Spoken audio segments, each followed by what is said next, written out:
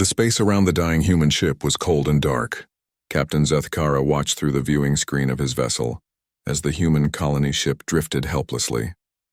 Smoke leaked from its broken engines, and its hull showed deep scars from micrometeorite impacts. The ship had been traveling for months without proper repairs. "How many life signs?" Zethkara asked his science officer. 2,000 humans, Captain. 400 of them appear to be juveniles." Zethkara's scaled hands tapped against his command chair. The Galactic Council had clear rules about rescuing primitive species. Adults could be processed and relocated to suitable worlds. But children from undeveloped species needed special care. They had to be kept safe until proper guardians could be found. The rescue operation began quickly. Council shuttles moved between the ships, transferring the human refugees. Zethkara watched as the adults came aboard first. They were tall creatures with strange pale or dark skin. Their eyes held intelligence, but they moved with the nervous energy of prey animals. Dr. Myra Chen was among the first adults transferred. She spoke several galactic languages, which made her valuable as a translator. She approached Zethkara as soon as she reached the bridge. "Captain, thank you for rescuing us," she said in careful galactic standard. "Our ship has been failing for weeks. We thought we might die out here." "The Galactic Council protects all sentient life," Zethkara replied. "Your people will be safe." Dr. Chen smiled, but worry lines showed around her eyes. "What about our children? Will they stay with their families?" Zethkara paused. This was always the difficult part of rescue operations. Council protocols require that juveniles from primitive species be placed in protective custody. It is for their safety and proper development. The change in Dr. Chen's expression was immediate. Her face went pale and her hands began to shake. "No, you don't understand. Human children need their parents. We're not like other species. You can't separate us." "The decision has been made," Zethkara said firmly. "Council xenobiologists have studied many species. Young beings need structured environments free from the emotional instability of traumatized adults." Dr. Chen stepped closer, her voice becoming urgent. "Please listen to me. I'm a xenobiologist too. I've studied how human families work. Our children don't develop properly without their parents. The psychological damage could be permanent." But Zethkara had heard similar pleas from other rescued species. Primitive beings always thought they knew better than Council science. "The children will receive excellent care. They will be housed in clean, safe facilities with proper nutrition and education programs." As the rescue continued, the human children were directed to different shuttles than their parents. That's when everything changed. The first child who was separated from her mother began to scream. It wasn't the normal crying that Council protocols accounted for. It was a sound of pure terror and loss. Other children heard it and began screaming too. Soon, dozens of human young were wailing in distress. The adult humans reacted instantly. Parents broke away from processing lines trying to reach their children. Security personnel moved to stop them, which only made the situation worse. The humans began shouting in their own language, which the translation computers couldn't handle properly. To alien ears, it sounded like aggressive growling and threatening noises. "Secure the adults," Zethkara ordered. "Sedate them if necessary." Dr. Chen fought against the security officer holding her. "You're making a terrible mistake. Human families have bonds you don't understand." "The adults are becoming violent," the security chief reported. "Just as predicted. This confirms they're too unstable to care for their young." Zethkara watched as human parents were restrained or sedated. The children continued screaming even after they couldn't see their parents anymore. The sound carried through the ship's corridors, making several crew members uncomfortable. "Why won't they stop?" asked the science officer. "Primitive neural development," Zethkara replied, though he felt uncertain. "They'll adapt to proper care." The children were loaded into sterile transport pods and taken to the Council's research station. Each pod was designed to be completely safe. Soft walls, clean air, nutritious food dispensers, and educational hologram systems. Everything a developing mind could need. Dr. Chen was placed in the adult holding area with the other humans. Through the transparent walls, she could see other families who had been separated from their children. Some parents sat in stunned silence. Others paced like caged animals. A few had stopped eating entirely. "This isn't how it should be," whispered Maria Santos, whose twin boys had been taken. "They don't understand what they've done." Dr. Chen pressed her face against the wall, looking toward the part of the station where the children were held. Human children aren't like alien young. We evolved differently. Our babies are born helpless and stay dependent for years. Our family bonds are stronger than most species can imagine. Will they listen if you explain? Asked James Park, whose daughter was only 5 years old. I've tried, Dr. Chen said sadly. They think they know better. They've rescued other species before and their methods worked for those aliens. They can't understand that humans are different. Meanwhile, in the children's section, the council's automated care systems were struggling. The human young refused to eat the nutritious paste provided. They wouldn't interact with the educational programs. Many had stopped speaking entirely. Some just sat in corners staring at nothing. The medical computers registered rising stress hormones in every child. Sleep patterns were completely disrupted. Several children showed signs of what the system labeled as failure to thrive syndrome. Dr. Yillera, the station's chief xenobiologist, reviewed the data with confusion. These readings don't make sense. The environment is optimal for juvenile development. Why are they deteriorating? Her assistant, a young ethereal named Veltar, had been monitoring the situation closely. Perhaps we should consult with the adult humans. They might have insights into their species' development patterns. Impossible, Dr. Yillera replied. The adults are clearly traumatized and unstable. Their emotional state would contaminate any scientific discussion. But as days passed, the children's condition grew worse. Some stopped moving except when absolutely necessary. Others began repetitive behaviors that the computers couldn't classify. A few started showing signs of physical illness despite perfect medical care.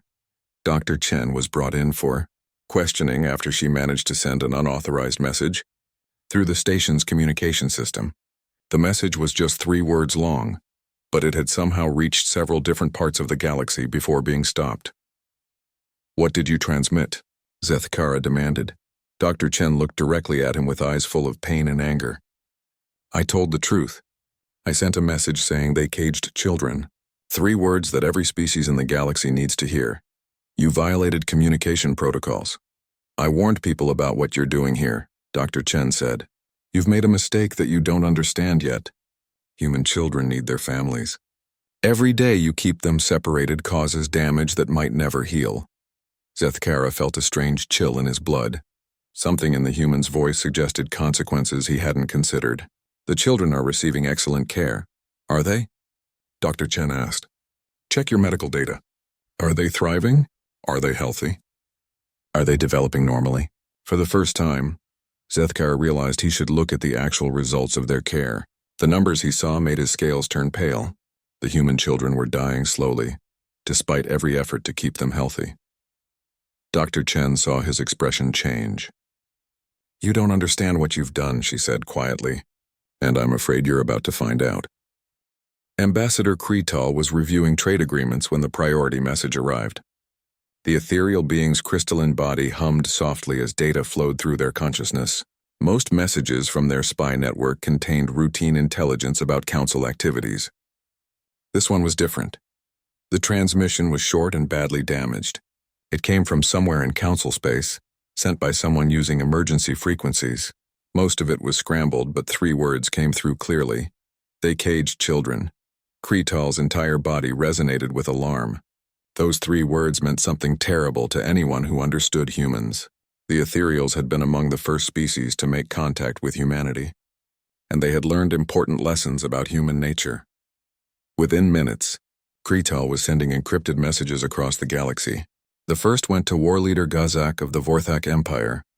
The second reached the Zalani Federation's Council of Songs.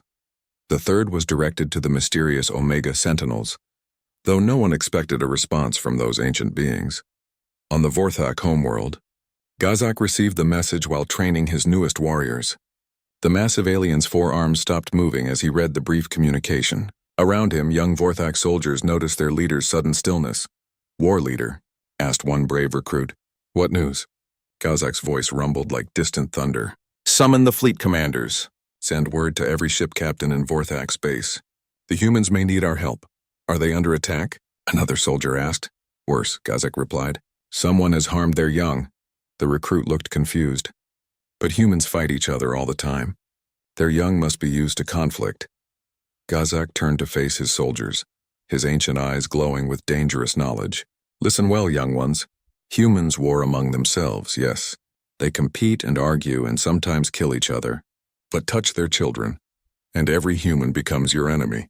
Threaten a human child and you will face the wrath of their entire species. How can you be certain? Because I was there during the Keltar incident, Gazak said quietly. 40 years ago, Keltar pirates captured a human research vessel. Among the prisoners were 5 human children. The pirates thought the children would make good slaves. The young Vorthak leaned forward, eager to hear the story. Within a week, every human military ship in 3 sectors was hunting the pirates. Not just military ships.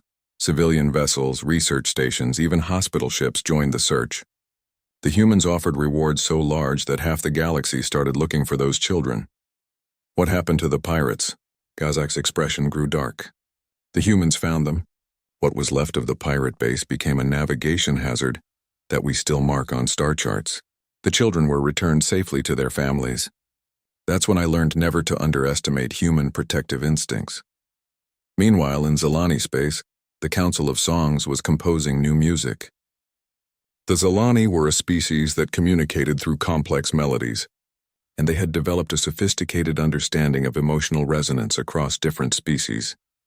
High singer Melora read Kreetl's message and immediately began a deep harmony that other Zalani recognized as a war song, not just any war song.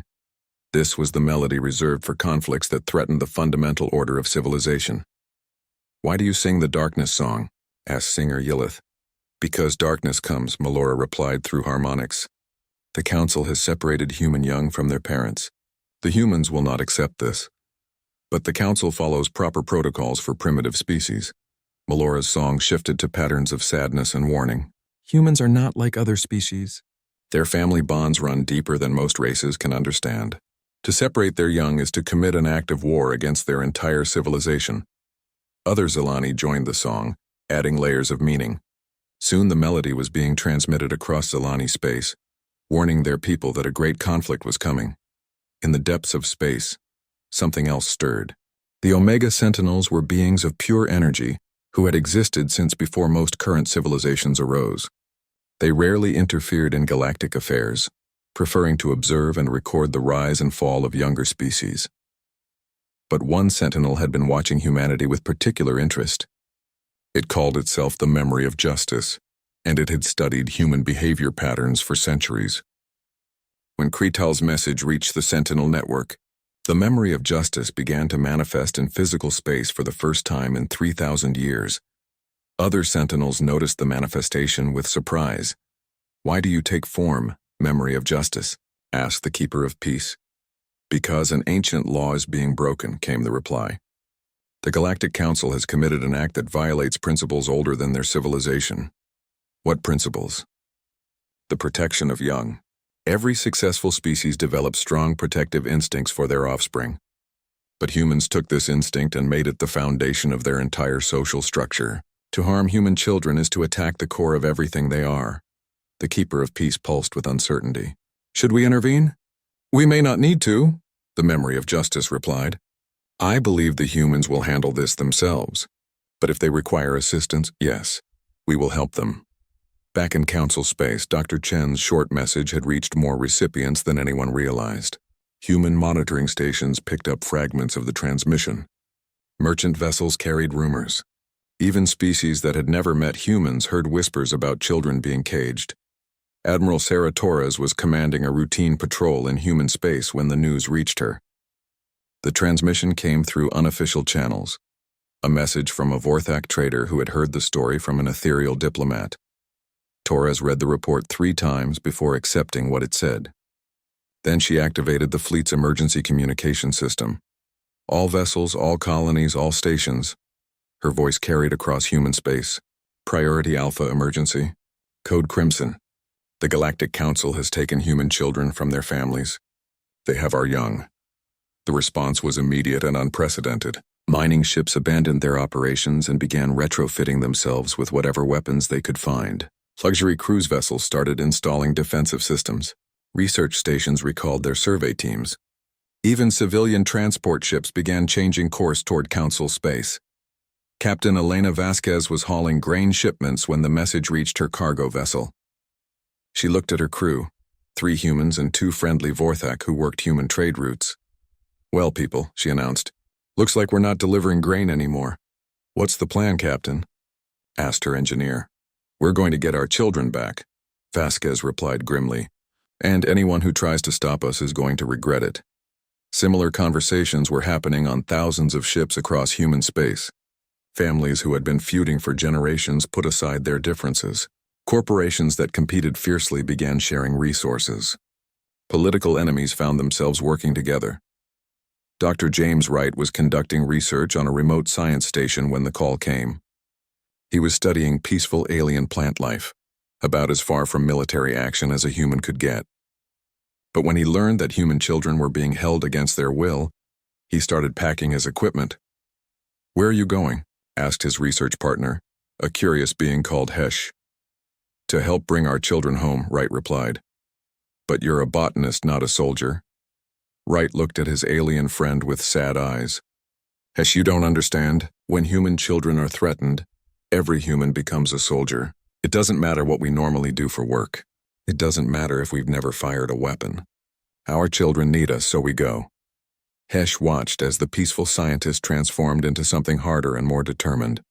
This was a side of humanity that few aliens ever saw, and Hesh began to understand why so many species chose to be friends with humans rather than enemies. Across the galaxy, the message continued to spread. 3 words. They caged children and were changing everything. Species that had never involved themselves in galactic politics began taking sides. Ancient alliances activated emergency protocols. Even neutral races started making preparations for what everyone could see was coming. The Galactic Council had made many mistakes over the centuries, but this time they had crossed a line that would reshape the entire galaxy. Admiral Sarah Torres stood in the command center of the human dreadnought Defiant, watching as ships continued to arrive in the staging area. What had started as a few military vessels had grown into something unprecedented. The viewing screens showed hundreds of ships, military cruisers, civilian transports, mining vessels, research ships, and even luxury yachts that had been hastily fitted with weapons. "Admiral, we're receiving another group transmission," reported Communications Officer Park. 12 more ships requesting permission to join the fleet." Torres nodded grimly. "Grant permission. How many ships do we have now?" 837 human vessels, ma'am. And that number doesn't include our alien allies." Torres looked at the tactical display showing friendly alien ships. The Vorthak Grand Fleet had arrived first, with war leader Gazak bringing 40 of his finest warships. The Zalani had sent 30 vessels, their hulls decorated with the flowing patterns that meant they were singing war songs. Most surprising of all, 3 ships marked as unknown configuration had appeared at the edge of the system. Ships that energy readings suggested belonged to the legendary Omega Sentinels. "Any word from the Council?" Torres asked. "They're demanding we withdraw from their borders," Park replied. "They say we're violating several peace treaties." Torres laughed, but there was no humor in the sound. "Peace treaties. They cage our children and then talk about peace." Captain Rodriguez approached from the navigation station. "Admiral, we have a problem. The fleet is getting bigger faster than we can organize it. Some of these civilian ships have never operated in formation. We have mining vessels trying to keep up with military cruisers." "Then we adapt," Torres said. "This isn't a normal military operation. This is every human who can reach space coming to get our children back." On the bridge of his flagship, war leader Gazak watched the growing human fleet with amazement. In 40 years of military service, he had never seen anything like it. Species usually sent their professional military forces to handle conflicts, but humans were bringing everyone. "War leader," said his aide, "the humans have civilian ships in their formation. Some appear to be cargo vessels." "Yes," Gazak rumbled. "I see them." "Should we suggest they withdraw the non-military vessels? They'll be vulnerable in combat." Gazak's forearms gestured in the Vorthak equivalent of shaking his head. "No, those ships are not here by accident.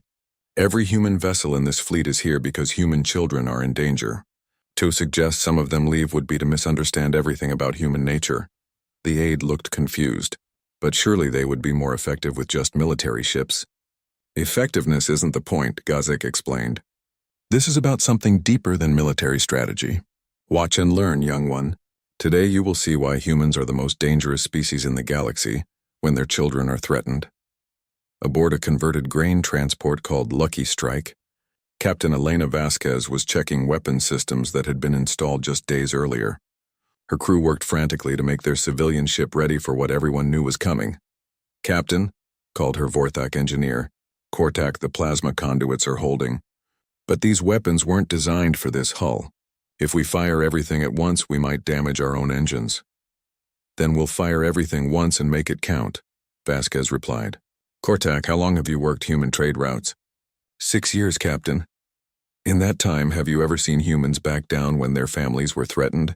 Kortak's massive head shook slowly. "No, Captain. But I have also never seen humans this united. Usually you fight among yourselves as much as anyone else," Vasquez smiled sadly.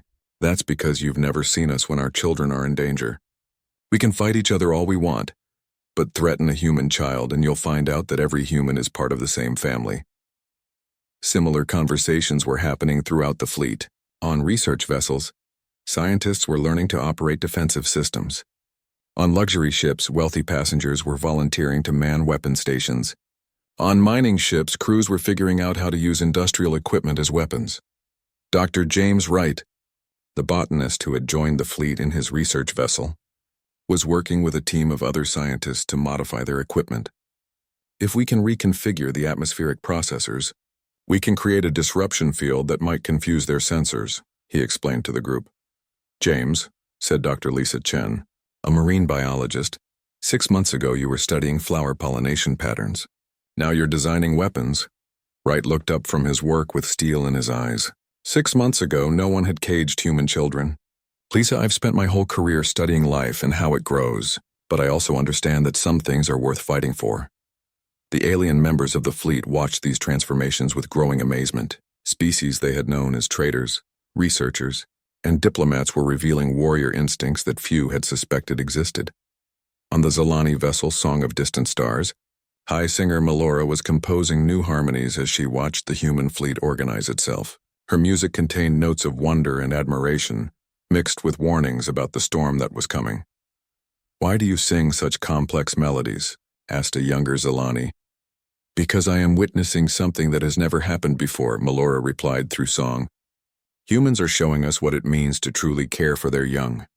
Other species protect their children, but humans will remake the galaxy to keep their children safe."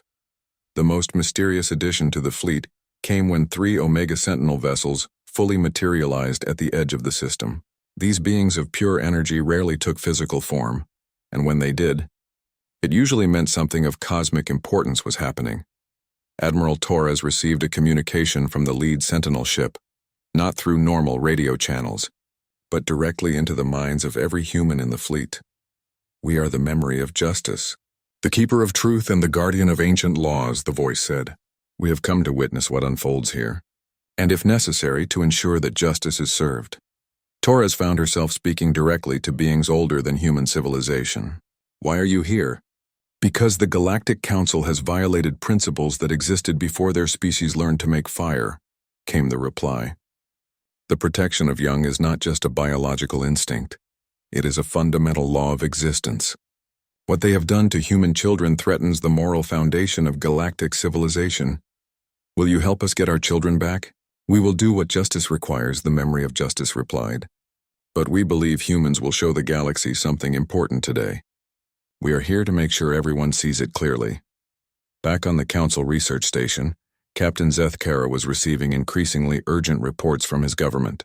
The sensor readings showed a massive fleet assembling just outside Council space. Intelligence reports suggested it was the largest gathering of ships in recorded galactic history. "Sir," his communications officer reported, "we're receiving hundreds of requests for safe passage from various species. Everyone wants to get away from this sector." "And the Council's response to the human fleet?" "They're sending the 7th Defense Fleet to intercept." "But sir," the officer hesitated, "what?" "The 7th Fleet has 43 ships. The humans have over 800 plus alien allies, and more ships are arriving every hour." Zethkara felt cold fear in his blood. "How many more?" "Unknown, sir. Every human colony, every human trade route, every human research station, they're all sending ships. Our analysts think the final number could reach 2,000 vessels." For the first time, Zethkara began to understand the magnitude of what the Council had done. They hadn't just captured some refugee children. They had declared war on human civilization itself. In the children's section of the station, the human young continued to deteriorate despite every medical intervention. Some had stopped speaking entirely.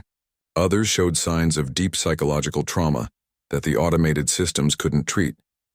Dr. Chen, still held in the adult section, watched through security feeds as her people's children suffered. She turned to the other human prisoners with tears in her eyes. "Help is coming," she said quietly. "I can feel it. Every human in the galaxy is coming for our children." Maria Santos, whose twin boys were among the caged children, looked up with desperate hope. "How can you be sure?" Dr. Chen smiled sadly. "Because we're human. Because those are our children. Because there are some things humans will never accept, no matter what the cost." Through the station's long-range sensors, they could see the first signs of the approaching fleet. The storm was coming, and nothing in the galaxy would ever be the same. The combined fleet emerged from hyperspace in perfect formation, despite being made up of ships that had never worked together before. Admiral Torres stood on the bridge of the Defiant, watching as nearly 2,000 vessels took positions around the Council research station. The sight was overwhelming. Human ships of every size and type surrounded by the ancient vessels of their alien allies. "All ships, this is Admiral Torres," she broadcast to the entire fleet. "Remember why we're here? We want our children back safe and unharmed. Everything else is secondary." The Council research station looked pitifully small compared to the armada that surrounded it. Its defensive systems were impressive by normal standards, but completely meaningless against the firepower that now faced it. Captain Zeth Kara stood in his command center, scales pale with fear. Around him, his crew worked frantically to coordinate with the Council's 7th Defense Fleet, which had arrived to protect the station. But 43 Council ships looked like toys next to the human armada. "Sir," his communications officer reported, "we're receiving a priority transmission from the human fleet." "Put it through," Zeth Kara said, his voice barely steady. Admiral Torres's face appeared on the main screen. Behind her, Zeth Kara could see other figures, humans.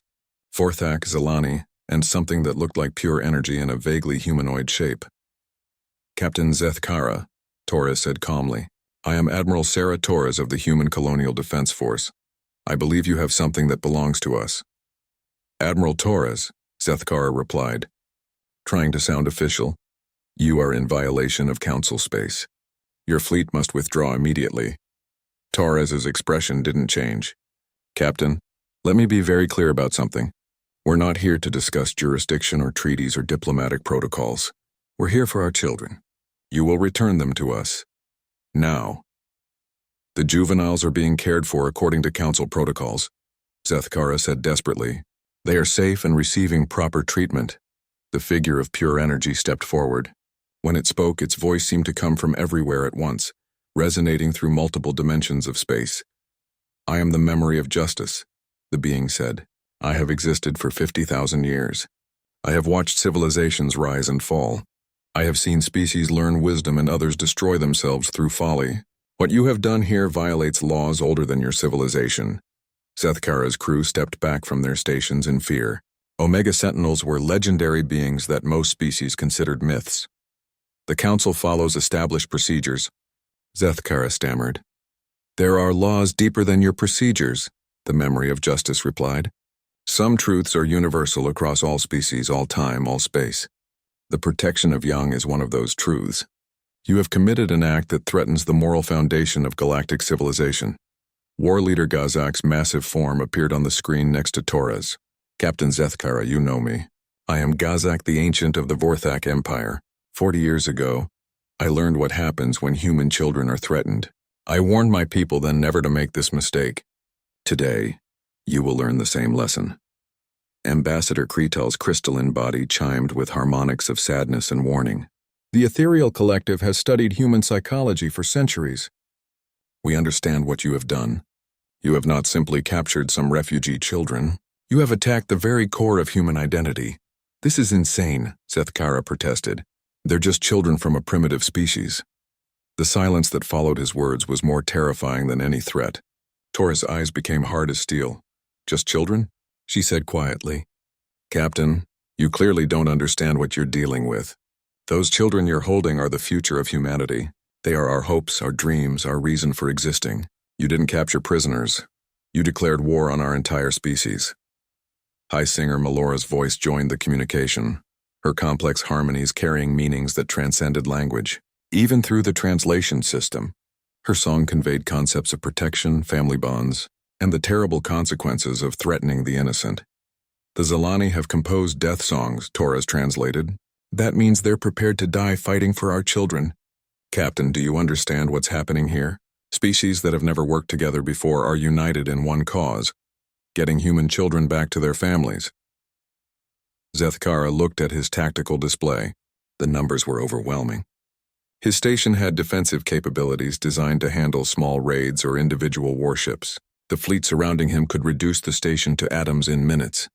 Sir, his weapons officer whispered, should we power up our defenses? With what?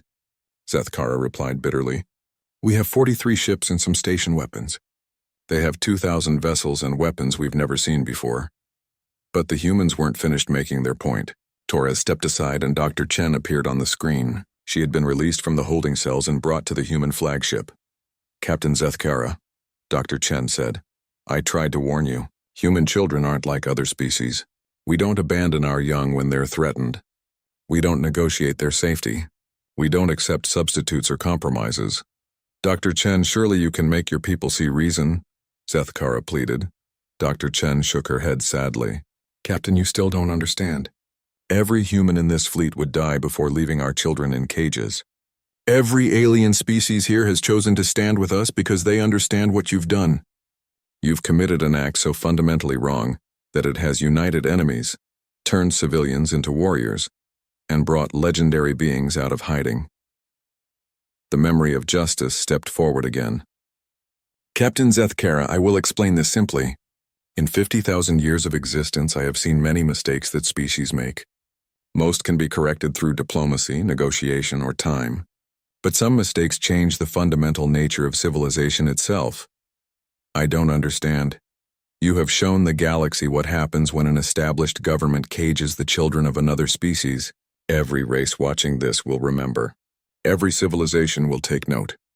The precedent you have set threatens the safety of young beings throughout the galaxy. Torres took control of the communication again. Captain, here's what's going to happen. You're going to unlock those holding facilities. You're going to bring every human child to the docking bays. You're going to personally oversee their return to their families, and you're going to do it in the next 30 minutes. And if I refuse? The question hung in space for a long moment. Then every ship in the human fleet powered up their weapons simultaneously. The combined energy signatures were so massive that they created visible distortions in space itself. You won't refuse, Torres said simply, because you're not stupid enough to believe you can win this fight. Because your own crew won't follow an order that results in their certain death, and because somewhere inside you, you know we're right. Zethkara looked around his command center. His crew members were staring at him with expressions that clearly said they wouldn't support a suicidal fight. His communications officer was receiving surrender requests from several Council defense ships. Even his own government was sending messages urging him to comply with human demands. Sir, his science officer said quietly. The medical reports from the children's section, they're not good. The human young are showing severe psychological trauma. Some may have permanent damage if they're not returned to their families soon. For the first time, Zethkara realized that the humans weren't just angry parents. They were right. The Council's protocols had failed completely when applied to human children. The automated care systems designed for other species had been slowly killing the human young through psychological torture. 29 minutes. Captain, Torres said. Zethkara looked at the tactical display one more time. 2,000 ships, weapons that could crack planets, ancient beings that existed before his species learned to use tools. All of it focused on one simple demand: return the children to their families. Stand down all weapons, he ordered his crew.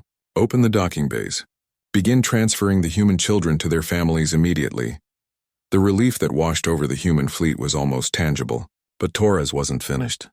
Captain, when this is over, you and I are going to have a conversation about what happens next, because this can never happen again. Not to human children. Not to any children. The galaxy is going to learn some new rules today. As council personnel began moving the human children from their sterile holding facilities to the docking bays where their families waited, Zethkara realized that everything had changed. The balance of power in the galaxy had shifted in the span of a few hours, and it had all happened because someone had made the mistake of caging human children. He watched through security cameras as human parents were reunited with their sons and daughters. The joy and relief on both sides was overwhelming. But he also saw something else, the cold determination in human eyes that said this could never be allowed to happen again. The galaxy was about to learn why humans were the most dangerous species to have as enemies, and the most valuable to have as friends.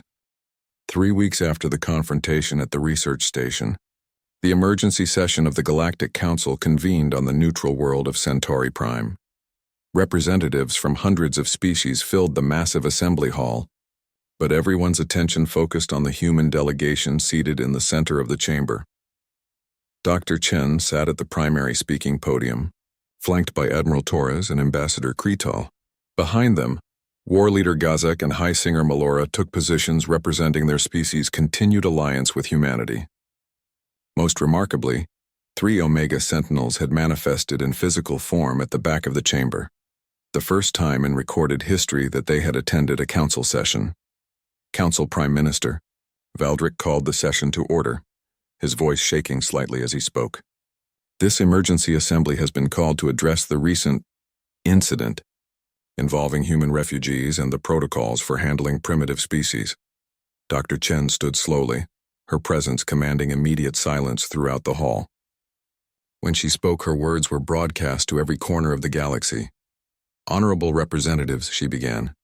I stand before you today not as an enemy of the Galactic Council, but as someone who hopes you can learn from a terrible mistake before it destroys everything we've built together.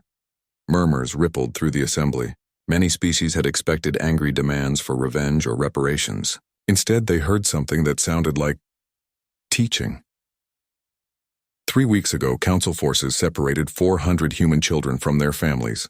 This was done according to established protocols designed to protect the young of primitive species. The Council believed they were acting with compassion and wisdom. Dr. Chen paused, letting her words sink in. They were wrong, not because their intentions were evil, but because they fundamentally misunderstood what human children are and what human families mean. She gestured to a holographic display that showed the children during their captivity. You see beings who appear similar to other young species you've encountered. Small, vulnerable, requiring care and protection. Your protocols assumed that clean facilities, proper nutrition, and educational programs would be sufficient.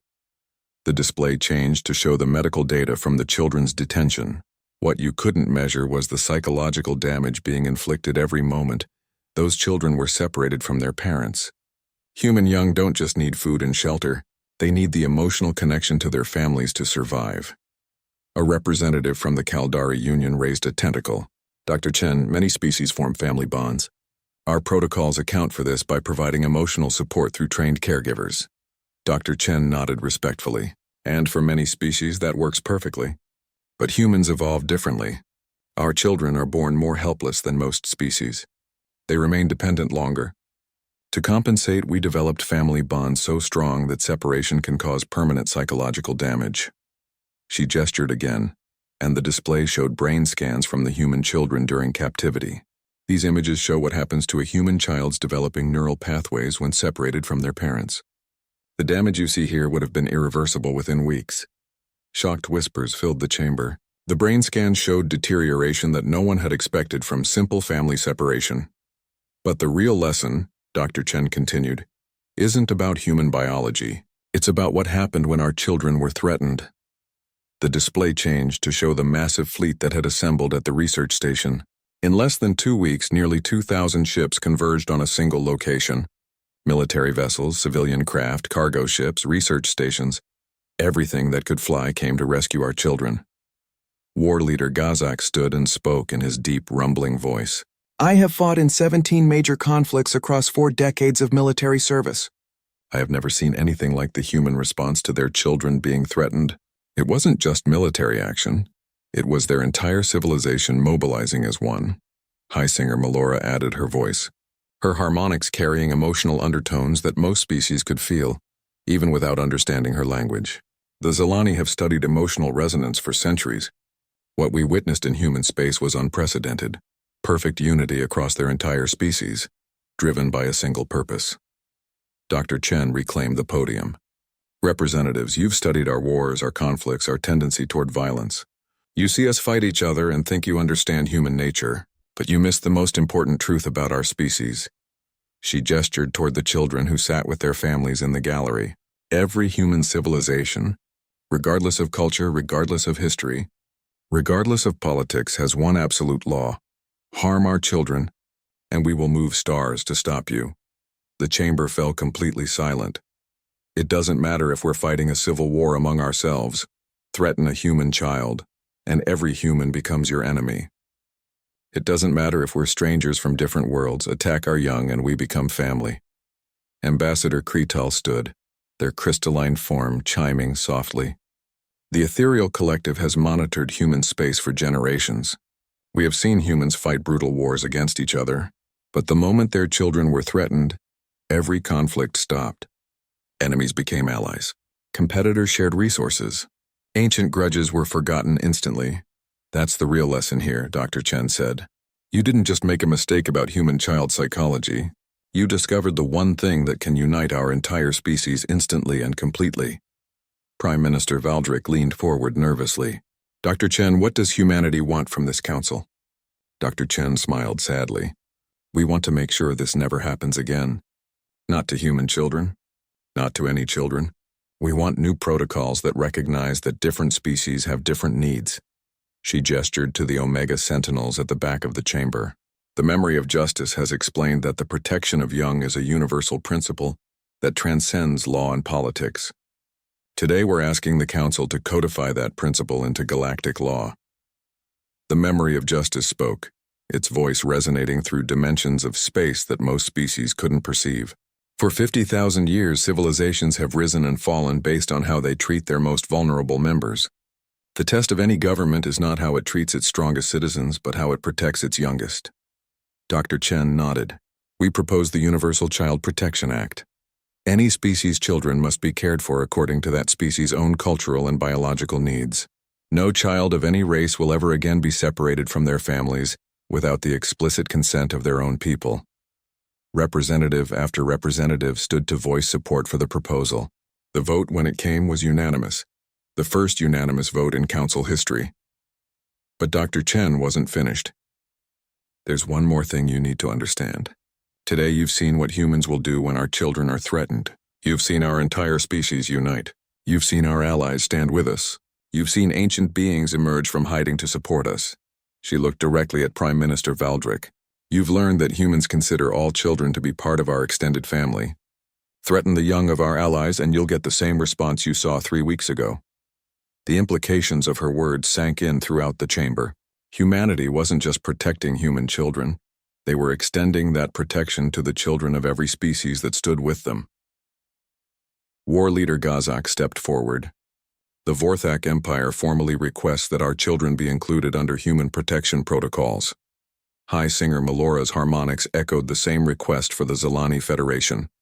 Within hours, 63 different species had requested human protection for their young. The galaxy's strongest military force had become its guardian of children. 6 months later, Captain Zethkara stood on the observation deck of a new facility, the Galactic Center for Child Welfare. Instead of sterile holding cells, the center contained family-oriented housing units designed to keep young beings with their parents during any emergency relocations. Dr. Chen found him there, watching human and alien children playing together in the center's recreational areas. Any regrets? She asked quietly. Zethkara shook his head. I was wrong. We were all wrong. We thought we understood what it meant to care for children. We had no idea. Dr. Chen smiled as she watched a human girl teaching a young Vorthak how to play a simple game. The funny thing is, you did understand. The Council's instinct to protect children was correct. You just didn't realize that protection means different things to different species. And now every child in the galaxy has someone watching over them. Not just their own parents, but the combined protection of every species that values the young. That's what you really accomplished, Captain. You didn't just cage some human children. You created the strongest child protection network in galactic history. As they watched, more children joined the game, ethereals, Zelani species from across the galaxy, all playing together under the protection of laws that guaranteed they would never be separated from their families again. The galaxy had learned a lesson about humanity that day. But more importantly, it had learned something about itself, that the true measure of civilization isn't military power or technological advancement, but how,